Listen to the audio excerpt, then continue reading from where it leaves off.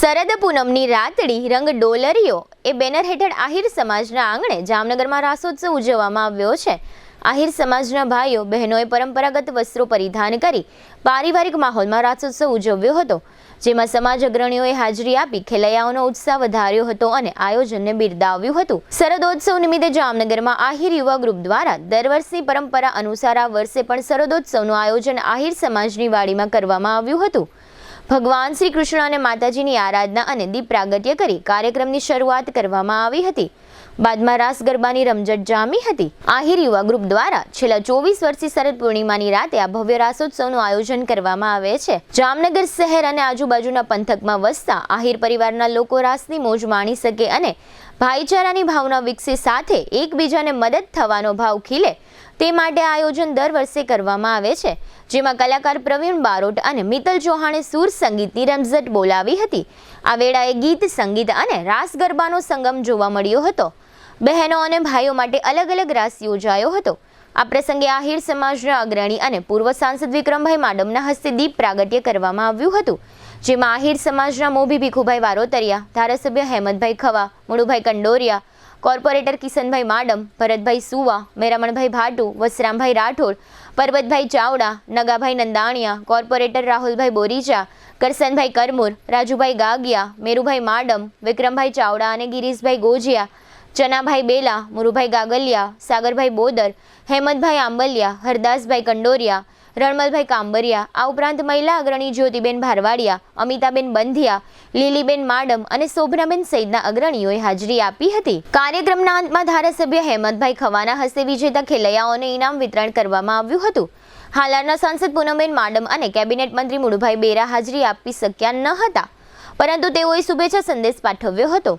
આ કાર્યક્રમને સફળ બનાવવા માટે આહિર યુવા ગ્રુપના પ્રમુખ સંજયભાઈ કાંબરિયાની આગેવાની હેઠળ આહિર યુવા ગ્રુપના સભ્યો અને સમાજના યુવાનોએ ભારે જહેમત ઉઠાવી હતી। સગાઈ, લગ્ન અને શુભ પ્રસંગો માટે પાર્ટી પ્લોટ તથા બેન્ક્વેટ હોલની શોધમાં છો તો આપના શુભ પ્રસંગો જાજરમાન અને યાદગાર બનાવવા આપને અમો આમંત્રિત કરીએ છીએ।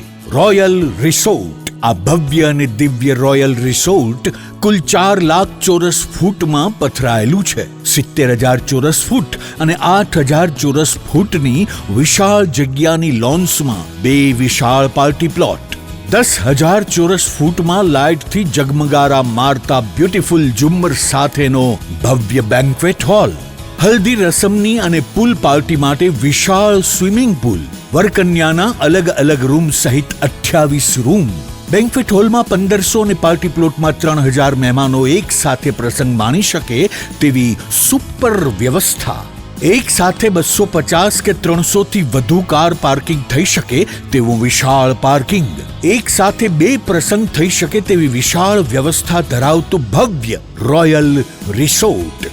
આપના પ્રસંગને દીપાવવા અને યાદગાર બનાવવા માટે આજે જ મુલાકાત લો। રોયલ રિસોર્ટ, ખીજડીયા બાયપાસ ચોકડી, રાજકોટ હાઈવે, જામનગર। મોબાઈલ 85 111 71 201। લગભગ છેલ્લા 18 વર્ષથી આહિર યુવા ગ્રુપ દ્વારા જામનગર શહેર અને આજુબાજુમાં વસતા વિસ્તારોના આહિર જ્ઞાતિ બંધુઓ માટે આ રાસોત્સવનું આયોજન કરવામાં આવે છે અને આ દિવસે સમગ્ર આહિર સમાજના ભાઈઓ બહેનો, બાળકો, ભાઈઓ અને દીકરીઓ સાથે મળી અને ભગવાન દ્વારકાધીશને વંદન કરી અને પ્રાર્થના કરી અને રાસોત્સવ રમે છે અને ભગવાન દ્વારકાધીશને યાદ કરે છે। સૌ આહિર બંધુઓ મળી અને એકબીજા સાથે હળી મળીને રહે અને એકબીજાને મદદરૂપ થવાની ભાવનાઓ ઉત્પન્ન થાય એ વિષયને લઈ અને આ બાબતે આ રાસોત્સવનું આયોજન કરવામાં આવે છે। શરદ પૂર્ણિમાના દિવસે આ એમ કહેવાય છે કે શરદ પૂર્ણિમાના દિવસે ભગવાન દ્વારકાધીશે રાસોત્સવ લીધેલો છે, ત્યારે અમે તો દ્વારકાધીશના વારસદાર ગણાઈએ છીએ, તો અમે પણ આ દિવસે ભગવાન દ્વારકાધીશને યાદ કરી અને કૃષ્ણ ભગવાનનું રટણ કરી અને એમને યાદ કરીએ છીએ।